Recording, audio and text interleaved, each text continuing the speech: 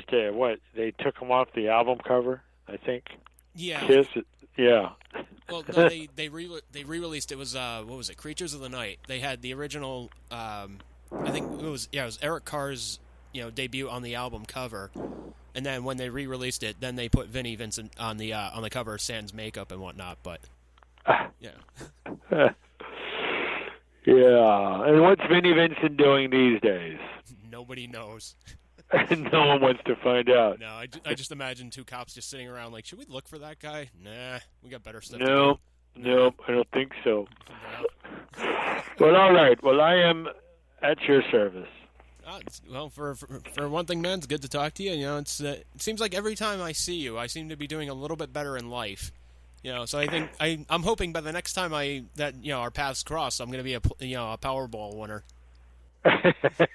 Well, I'm glad I'm good luck for you. Well, yeah, but you've been doing well, and it's been good to see you, and it's great to see you, the much trimmer thin man, the much trimmer Slipknot. I like that. Yeah, when your doctor says, hey, you're probably going to have diabetes in a couple of months if you keep this up, you kind of listen.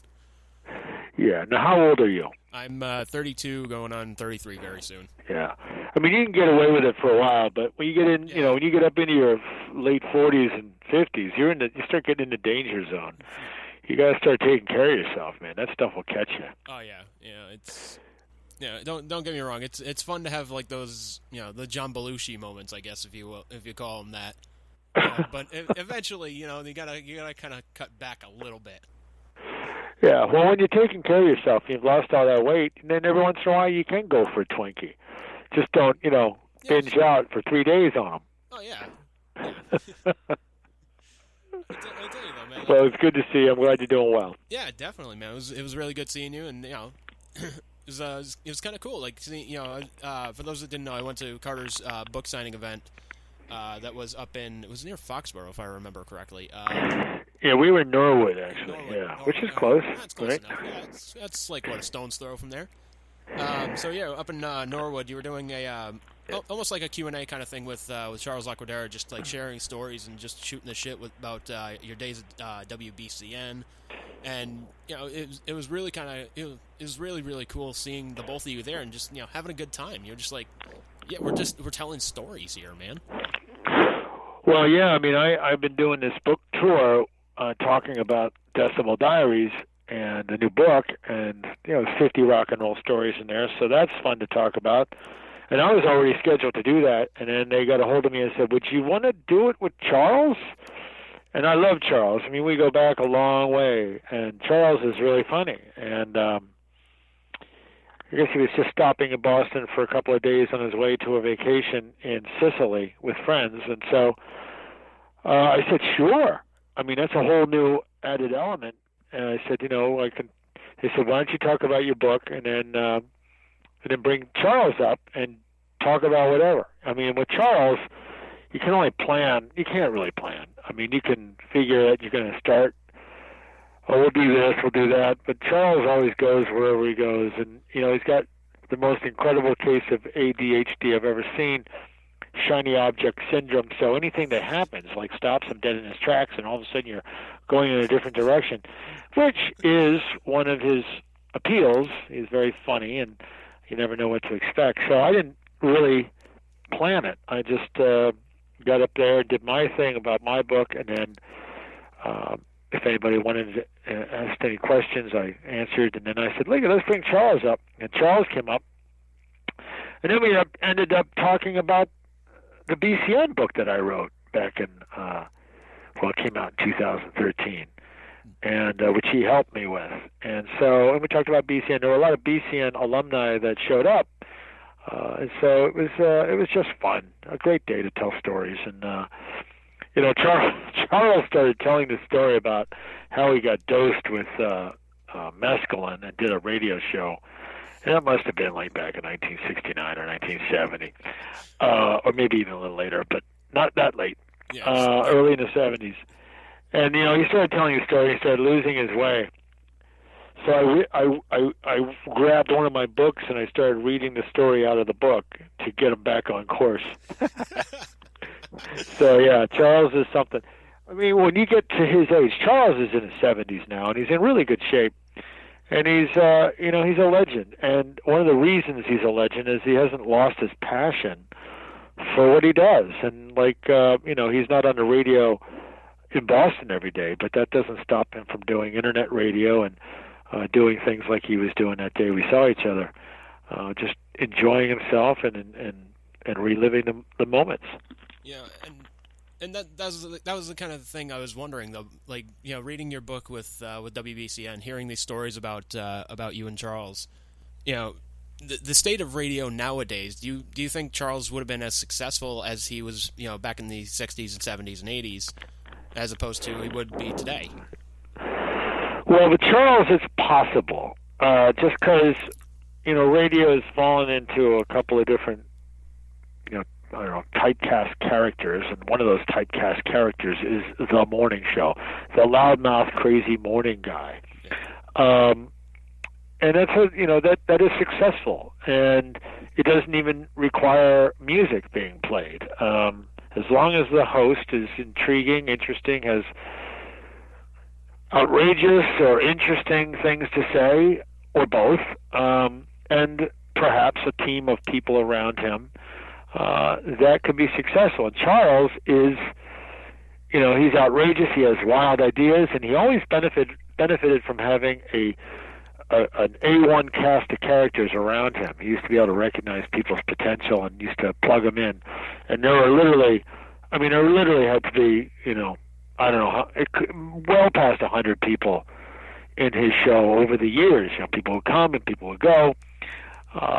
And so they would always support him. Sometimes he'd be on the air and he'd be making some crazy point, or he'd have some wild skit going on, and he would completely lose his way. And that was part of the joke, was that Charles would lose his way, and his people, his side people, is like Billy West, the voice guy, and Eddie Gordetsky, and these comedian type people would jump in and just make a joke out of it. So there was always something going on. So if Charles could have that same arrangement today, I think he really could do it.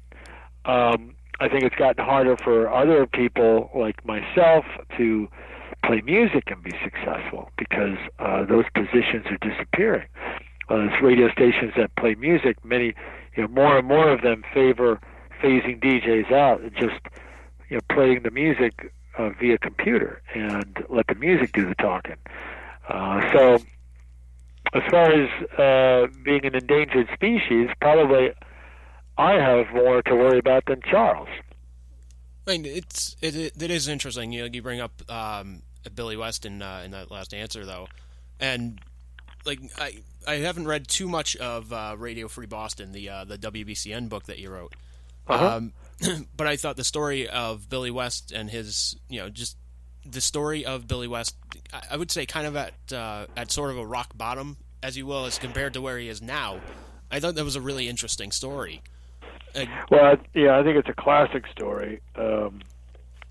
It's comparable to something like Aerosmith, because those guys, there's no reason why those guys couldn't all be dead, because the way they went straight to hell after their initial success.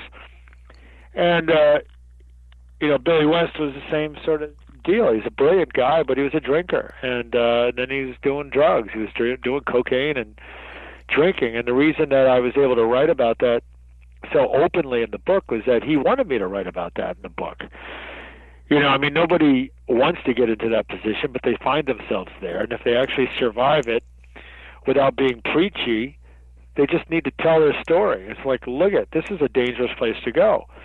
And, Billy West managed to come back from that. It's pretty incredible that he came back from that, got himself sober. But he, he did crazy stuff. He put a car upside down on the side of the Mass Pike and went home and didn't even remember. And the cops came looking for him because obviously, the registration is in there and the license plate, so they can find you. It's not going to take them very long, even back then. So they find him and they take him to court. He ends up in court, and he's got outstanding warrants. And so he ends up in jail. Well, that was the best thing that ever happened to him. He ended up in jail for, I don't know, I forget exactly what it was. It was either 10 or 12 days. which is not necessarily enough to get clean from drinking, but it made such an impression on him that he managed to come out and was ready when the radio station offered to put him into a rehab hospital. And so he went to the rehab hospital with the right attitude. And so he went through the treatment program, and he came out, and he never went back. He never drank again. And he was able to, his brilliance was able to come out without being inhibited. I think he had a problem that a lot of these artists, musicians, whomever, let's just say Stevie Ray Vaughan, for an example, they were worried that they couldn't do it sober. They were worried that they were gotten so used to playing loaded and playing well that they wondered if they would have the same flow of ideas and be able to, show that and be that way on their instrument when they were sober. And happily, Billy West and someone like Stevie Ray Vaughan and someone like Steven Tyler and Joe Perry discovered that they're even better when they're straight. Yeah, I mean, it's almost like the fat comedian that's like, oh, I can't get thin. What if I get thin and I'm not funny anymore? Like kind of like what Chris Farley was thinking. That's right. Yeah, and in our morning show here at ZLX, they're the big fat fun morning show. Now these guys lost all the weight. And it's they may not be as fat, but they're still funny. I think they're funnier. So yeah, it's you start to tell yourself lies. The drug, the habit, starts telling lies, and it's not true. It's a crutch. It's sometimes if you're the one that, everybody gets. I would say everybody, but most people I know, most stars, artists, musicians, comics, myself, get a little nervous before you go on stage or do a presentation. Especially if you're like out touring a new project, you get nervous at the beginning, but then it passes, and you get used to it. Well, some people, they figure they can't really do it unless they have a couple of drinks before they go on stage, and that it gets worse and worse and worse. And then they start believing they can't do it unless they're drinking. So, I'm happy that Billy came back from that, and he is one of the prime voiceover talents in the world. I mean, he is, Ren and Stimpy. He's the Red M&M. He's doing, he's everywhere. Yeah, he's got gigs on Futurama. He's got other future gigs coming up as well. Like he was Bugs Bunny in Space Jam. Even though the movie wasn't that great, Billy shined through as a vocal talent there. Yeah, and he's got points and contracts, so he keeps making money from these things as they sell, and well, he should. He can do a better Bugs Bunny than just about anybody. Oh yeah, right up there with Mel Blanc. Yeah. And it's, as far as I know, I think he's the only person that I know that actually does a Larry Fine impression. That's right. Well, the thing about Billy West that was funny, I was working back in the day at BCN when he was there. If he was going to be doing a Larry Fine bit for a commercial, or he was going to be Larry Fine on Charles's show, he would be Larry Fine for the whole day. And if you run into him in the hall, he'd be Larry Fine. He wouldn't be Billy West. If he was going to be Bugs Bunny, he'd be talking like Bugs Bunny. He would just completely immerse himself in the character, and he would be that character all day. And it just, it was like bizarre, but that's how he got his head in the game, and he stayed there. I guess it was hard getting out. Yeah, I just imagine like a program director kind of slamming his head against the wall, just going like, "Wait, do I really have to deal with? Why is he talking like Bugs Bunny?" Well, he's doing like a 30-second bit later on today. Yeah. Well, everybody hung out and everybody knew each other and everybody knew Billy, and thank goodness that program director and the general manager of that station, Oedipus and Tony Berardini, were actively interested not only in Billy as a star, but as a person, and went the extra mile to grab him and put him in a treatment program. Because everybody would win. I mean, the station would win, Billy as a talent would win, and Billy as a person would win. So, it was a good time. It was a good time in music. It was a incredibly and fantastically creative place, and you were allowed the room to be creative. We're talking with Carter Allen right now, author of the Decibel Diaries, A Journey Through Rock and 50 Concerts. Like one last thing about your